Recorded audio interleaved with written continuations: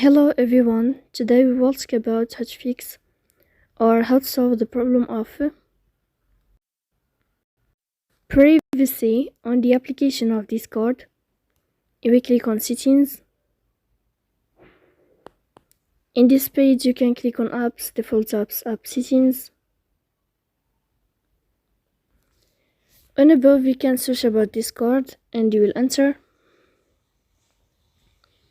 Then you can click on first stop and you can click OK.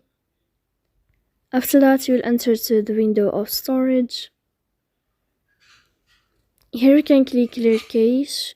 Don't click clear data because that can cause you errors or can delete your account. In the end you can turn off your phone and you can turn on your phone again. So please don't forget to support us by like and subscribe. See you next time in another video.